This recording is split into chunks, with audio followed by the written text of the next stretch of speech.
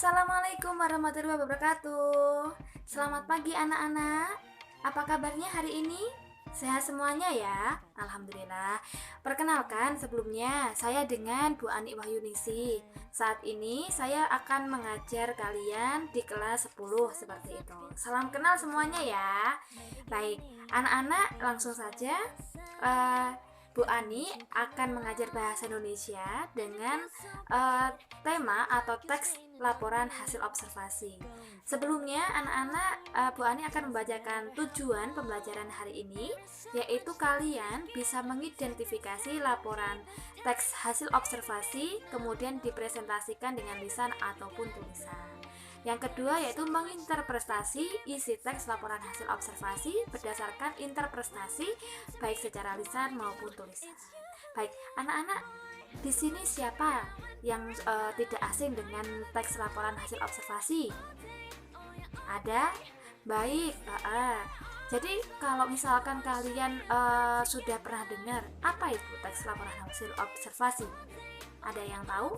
Ada yang bisa jawab? Oke, baik.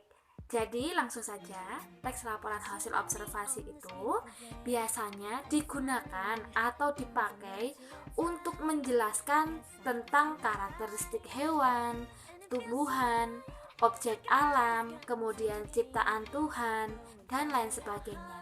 Bisa juga di sini menulis mengenai detail atau hasil observasi mungkin tanaman yang ada di sekitar kita, misalkan buah cebukan, misalkan buah mangga dan lain sebagainya.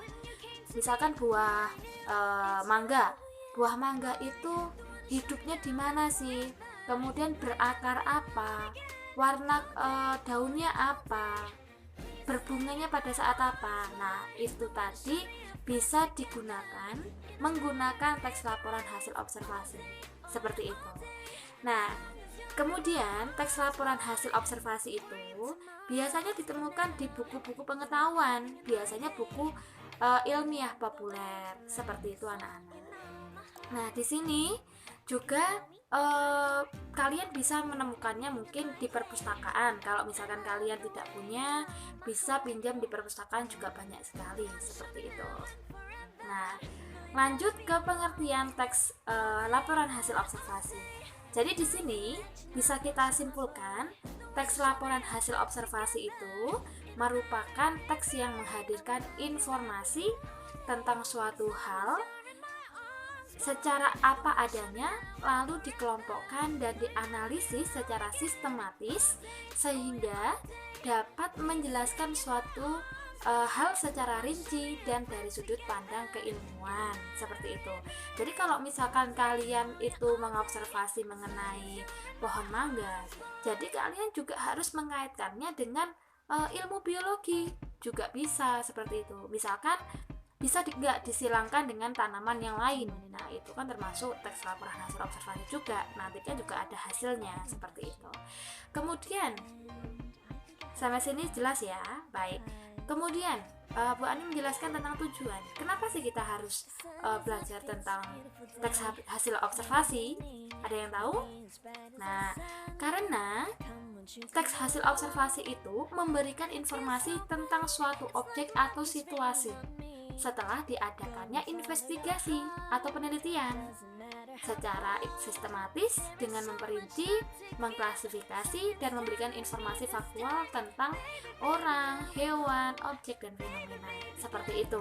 Jadi tujuannya memang sangat baik sekali, sangat bagus sekali. Jadi patut dipergunakan. Kemudian untuk ciri-ciri teks hasil observasi sendiri, itu biasanya isi yang dibahas itu mengenai suatu objek atau konsep. Kemudian di sini yang kedua adalah objek yang dibahas itu bersifat umum. Umum itu maksudnya semua orang juga tahu objek tersebut seperti itu. Yang ketiga adalah bertujuan menjelaskan dari sudut pandang ilmu. Jadi harus dikaitkan dengan sudut pandang ilmunya seperti itu. Yang keempat, objek atau hal yang dibahas secara sistematis, dirinci bagian-bagiannya dan objektif. Jadi di situ harus secara real seperti itu. Yang kelima, memerinci objek atau hal secara sistematis dari sudut ilmu, misalkan definisi, klasifikasi, jabaran ciri objek. Jadi harus detail seperti itu. Nah, selanjutnya di sini setelah kalian bisa menemukan atau memerinci teks laporan hasil observasi, kalian juga harus bisa menemukan apa itu namanya gagasan pokok.